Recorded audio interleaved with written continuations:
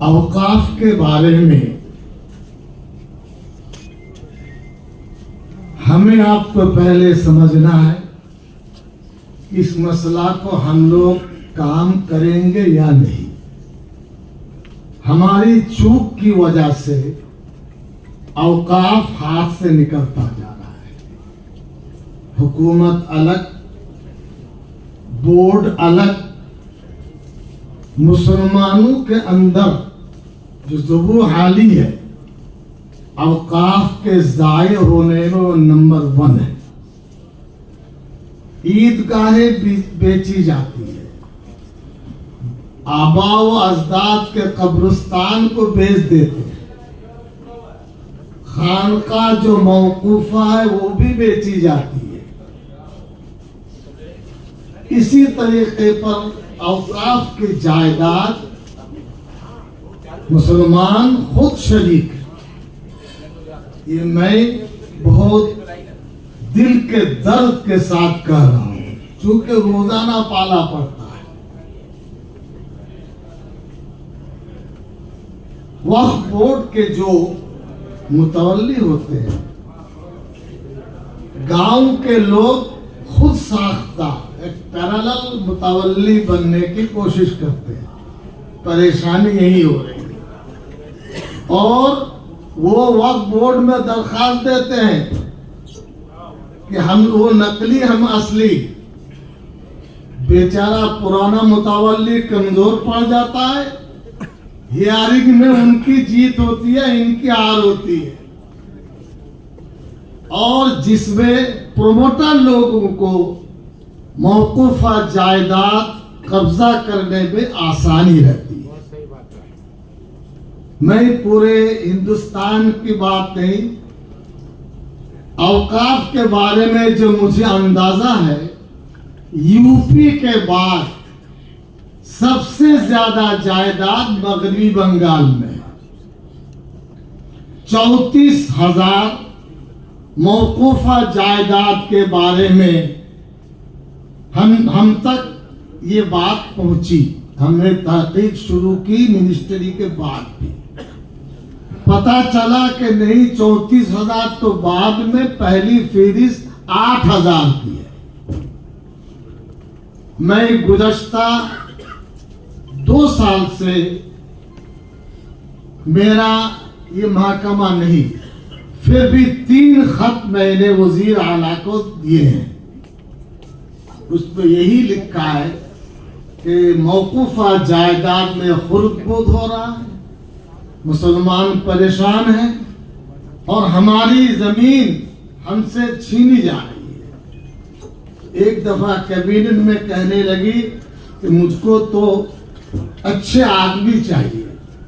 फिर उसी दिन उन्होंने हाई पावर औकाफ कमेटी कायम की, जिसमें मुझे, बॉबी हाकिम, जावेद खान वगैरह वगैरह। गुज़श्ता अगस्त में राइटर्स बिल्डिंग में पहली मीटिंग हुई। 6 एमएलए, 5 वजीर और वक्फ के सीईओ चेयरमैन, 2-3 घंटा मैंने बरजस्ता वहां कहा, आखिर ये चोरी कब तक चलेगी। उम्मीद नहीं करते थे मैं इसी बात उनके सामने रखूंगा बाहर का। इसके बाद अभी नए चेयरमैन आए हैं। मैं अपना दफ्तर सॉल्ट लेक में, मुझे इख्तियार है कि सीईओ को बुलाकर हम उनसे पूछ सकते हैं।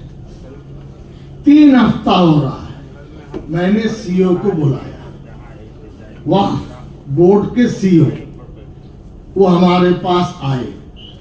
मैंने पूछा कि नए चेयरमैन साहब आए, आपका काम क्या है, क्या हो रहा है। तो उन्होंने जो रिपोर्ट दी, 500 से जायद फाइल जमा है, 500। तो इस वक्त के जो चेयरमैन है, हर हफ्ता में कमोबेश 50 फाइल को निकालने की कोशिश कर रहे हैं। दूसरी बात उन्होंने ये उठाई कि आइंदा 6 महीने में हमें उम्मीद है कुछ सुधार आपके सामने पेश कर सकते हैं। मेरा एक दावा था, आपसे भी गुजारिश है कि कंप्यूटर में वक्फ बोर्ड का एनरोलमेंट नहीं है, हार्ड कॉपी है। फाइल चुराना, गायब करना, नकली फाइल तैयार करना, यह सिलसिला हर सूबे में चल रहा है। अगर एक दफा ये एनरोलमेंट कंप्यूटर में आ जाए तो ये घपलाबाजी काफी हद तक बंद हो जाएगी। चीफ मिनिस्टर ने इकरार किया ये काम होना चाहिए, वो काम शुरू हो चुका है। अभी हमारे खत के बाद गुज़श्ता कल फिर सीईओ से हमने बात कराई, हमारे सेक्रेटरी से, कि आखिर हुकूमत मगरिबी बंगाल का रवैया क्या है। हमारा नहीं, वक्फ बोर्ड ने कोई रिपोर्ट पेश की, पता चला ममता बनर्जी ने चेयरमैन से ये बात कही है कि शरई लिहाज से इस कानून में क्या परेशानी वो मुझे बताओ, और कानूनन ये बताओ कि हम इस बिल को जो अपोज करेंगे क्यों करेंगे। तो कल सीईओ से पता चला कि चीफ मिनिस्टर के यहां 2 दिन में वो रिपोर्ट देंगे, यानी आज 10 है, कल 11 तक। आज 4:30 बजे कैबिनेट है, कैबिनेट के बाद वो पूछती है किसी कुछ कहना है, तो मैंने अपने नोट में वक्फ को रखा, इंशाल्लाह आज पेश करके बात करेंगे सबकी तरफ से इंशाल्लाह। और पर्सनल लॉ बोर्ड के मोहतरम सदर, उनकी जो आवाज है वो भी इंशाल्लाह पहुंचाएंगे, मैंने नोट में लिखा है। अब मगरिबी बंगाल में पूरे मुल्क में आइम्मा किराम सोते हैं, 56 जुमा है। कोई खड़े होकर बता सकते हैं एक जुमा में वक्फ की तकरीर आपने की? नील बटा नील, एक जुमा वक्फ नहीं कर सकते। 4 जुमा अगर हर महीने में एक जुमा बताएं तो औकाफ के बारे में दिमाग तैयार होगा, सब काफी। ये बात समझ में आती ही नहीं। पर्सनल बोर्ड ने एक माहौल बनाया। मेरे खुसूर हजरत मौलाना ताहिर साहब फरमाते थे, बड़े बड़े इज्तिमात में माहौल बनते हैं, बारिश बरसती है, लेकिन जमीन में अगर पौधा डालोगे तो चारों तरफ घेराबंदी करना पड़ेगा ताकि पानी बाहर न जाए। आज के इस पैगाम में आपको सोचना पड़ेगा काम हम करेंगे या नहीं। यहाँ बहुत आइम्मा किराम हमें बताएं कि आपकी मस्जिद में बात उठाएंगे इंशाअल्लाह। देखिए वादा अल्लाह से है, क्या उठाएंगे? ये औकाफ हजरत सैयदना उमर फारूक के जमाने से चला आ रहा है। मदीना तैयबा में मस्जिद नबवी के पास जब निकलते हैं तो वक्फ उस्मानी लिखा हुआ है। मैंने पूछा कि हजरत उस्मान गनी रज़ियल्लाहु अन्हु का मौक़िफ़ जायदाद है, हुकूमत उसमें खुरुद नहीं करती। वीर उस्मान बागात अब भी मौजूद है, हमने खुद देखा। वो पैसा क्या होता है, शरई लिहाज से जो करेंगे करेंगे। दमदम एयरपोर्ट की मस्जिद में सुना रहा हूं, ये औकाफ नहीं है। 3 कट्ठा जमीन पर बिल्कुल समझ लीजिए यानी बीच हिस्से में मौजूद मस्जिद है। ज्योति बासु, बुद्धदेव भट्टाचार्य, वक़फ़ ये एयरपोर्ट अथॉरिटी सबने बात की। तो मैंने कहा मस्जिद भाई मस्जिद है, 3 रास्ता बताया कि पर्सनल लॉ बोर्ड के पास खत भेजिए, अगर वो इजाजत दें तो आप मस्जिद ले लीजिए, या दारुल देवबंद को भेजिए या जमीयत उलमा को भेजिए। 3 मैंने रास्ता बताया था। मस्जिद मुसलमान अपने हाथ से नहीं दे सकते, लेकिन ये 3 इदारा ऐसे हैं वो अगर रास्ता बताए तो कुछ होगा। हजरत मोहतमिम साहब देवबंद ने खत लिखा, मुझे बताओ कि ये मस्जिद में नमाज होती है या नहीं? 5 गाना नमाज होती है अल्हम्दुलिल्लाह। 5 वक्त रमजान में 250-300 मुसल्ली इफ्तार करते हैं, मोहल्ले वाले जाते हैं, रुकावट नहीं है। हमने कहा पार्लियामेंट में बिल लाओ कि बिल लाएंगे तो नाक नीचे हो जाएगी, यानी जबरदस्ती तोड़ लो तो उसमें माहौल खराब हो जाएगा, वोट हाथ से चला जाएगा। लेकिन मुसलमान बुद्धू हैं, आप हाथ मस्जिद देंगे और वक्फ बोर्ड से मेरे पास इत्तला आई, आप उसको वक्फ कर दीजिए। मैं जानबूझकर, मैं सदर हूं उसका कमेटी का, गया नहीं। कल कोई आएगा आदमी, वो वक्फ में डाल देगा, 2 साल बाद इस मस्जिद को एयरपोर्ट ले लेंगे। अब लोग डर रहे हैं कि हमारी जमीन जायदाद वक्फ नहीं करेंगे चूंकि घपला है। अब मगरिबी बंगाल की सूरत हाल हमारे सदर मोहतरम चूंकि मौजूद हैं, उनके जहन में आनी चाहिए। सीपीएम के जमाने में यह आवाज उठी कि वक्फ में चोरी होती है। ममता बनर्जी ने भी सड़क पर उतरकर अलग, हम लोग जमीयत वाले बहुत जोर शोर से, ज्योति बसु के जमाने में वक़्फ़ इंक्वायरी कमीशन, भट्टाचार्य वक़्फ़ इंक्वायरी कमीशन कायम हुआ। बिला मुबालगा आपसे कह रहा हूं, मगरिबी बंगाल मुसलमानों की जानिब से मैं मुद्दई होकर के 34 दफा वहां हाजिरी दी। 1200 सफ़हात पर 2 जिल्दों में सलीम साहब मिनिस्टर थे। वहां एक एक जायदाद को दिखाया गया, कोड़ी का मोल, सियासी ताकत। ये जो साउथ कलकत्ता है, ये जो धर्मतल्ला है, राजभवन, ये भी मौकूफा जायदाद 150 रुपया किराया है। लेने वाले नहीं, लड़ने वाले नहीं। तो 34 मर्तबा मैंने हाजिरी दी। 40 सफ़हात पर जमीयत का तज़किरा हमारी हाजिरी का है। अगर हो सके आप उसे हासिल करें ताकि बंगाल के सूरत हाल के सिलसिले में आपको वाकिफियत होगी। सदर मोहतरम से मेरी एक गुजारिश और है, मैं जमीयत की मजलिस आमिला दिल्ली में इस बात को उठाई कि मुख्तलिफ मकतबा फिक्र मुसलमानों के ऑल इंडिया जिम्मेदारान जो सियासी जमात जॉइंट कमेटी में इसको रद्द किया, उनके सरबराहों से मुलाकात होनी चाहिए। ताकत तो वही है, ये आवाज हुकूमत तक पहुंचेगी, लेकिन असल फैसला जॉइंट कमेटी में होगी। बीजेपी के शरीक पॉलिटिकल पार्टी ने भी अपोज किया, बाकी दूसरी जमातों ने। 23 तारीख को रांची में भाई महमूद साहब ने औकाफ कॉन्फ्रेंस बुलाया, इंशाल्लाह मैं भी हाजिर होऊंगा। मैं भी उनसे कहूंगा कि आप हैं, खालिद साहब हैं, और भी लोग हैं, अगर उनकी दिलासाई करेंगे कि अच्छा काम आपने किया है तो उनका हौसला बुलंद होगा।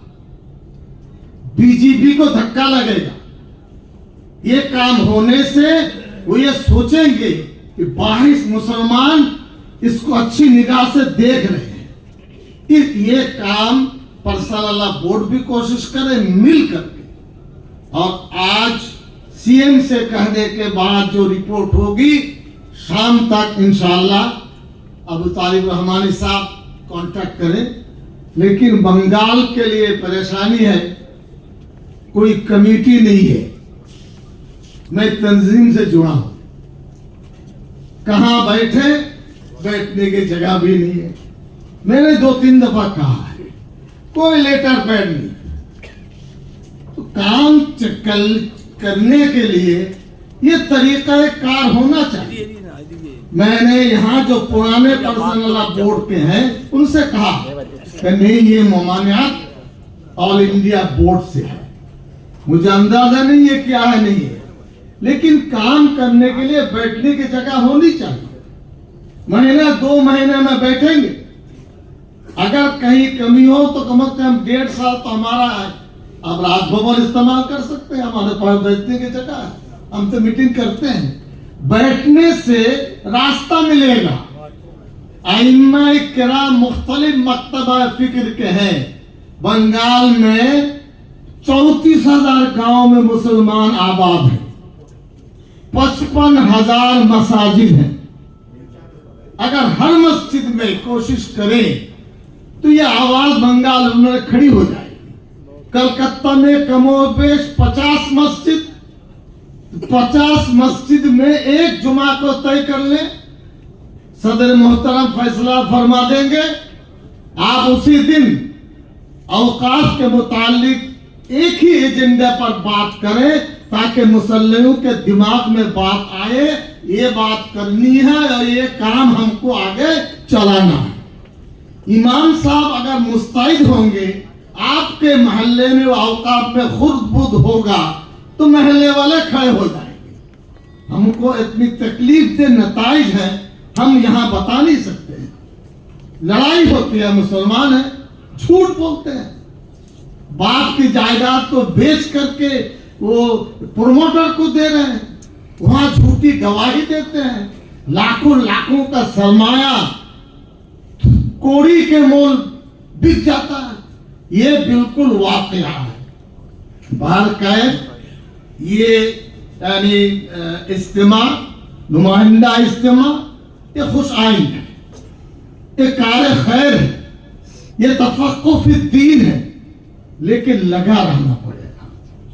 मैं खुद औकाफ बोर्ड के सामने आवामी प्रोग्राम किया, मेमोरेंडम दिया, कम से कम 4 मरतबा तमाम डीएम के पास, और सबूत के साथ दीजिए, जुबानी बहस नहीं।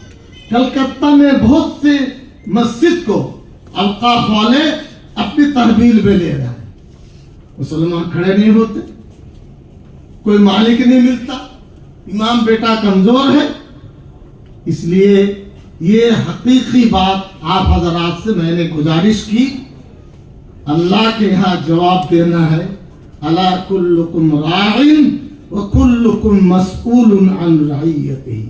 हमारी सकत के मुताबिक हम इंशाल्लाह कोशिश करेंगे।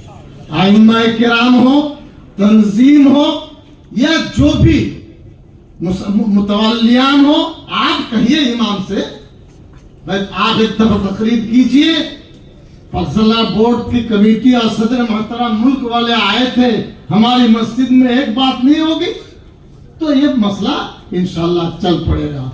आपसे दुआओं की दरख्वास्त के साथ मैं अपनी बात को खत्म करता हूँ। वक्त ले लिया, लेकिन जो जलन आपके साथ है 40 साल से, ये जलन हमारे दिल में है। आप खड़े होंगे तो मुसलमान बचेंगे जी। और बीजेपी से पहले ये कदम किसी शैतान ने नहीं उठाया, शैतान नंबर 1, तभी तो सेकुलर फोर्स को एक साथ कर दिया, चाहे उसको सियासी मद्देनजर हो। अल्लाह ने दिलों को जोड़ दिया कि नहीं, मुसलमानों के साथ ये गद्दारी हम नहीं कर सकते।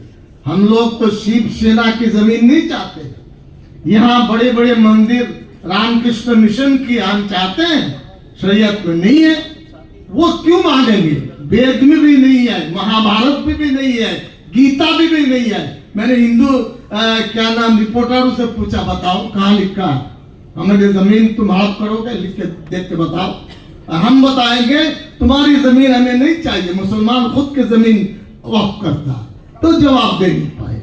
अल्लाह ताला आपके वजूद को, यहाँ हाजिरी को कबूल फरमाए, दिल में जज्बा लेके जाइए, हमें ये काम करना है। बाहर कैफ परसनल्लाह बोर्ड ने आवाज उठाई, खुशी की बात है, लेकिन काम करने से ताल्लुक रखता है। वो आखिर दावाना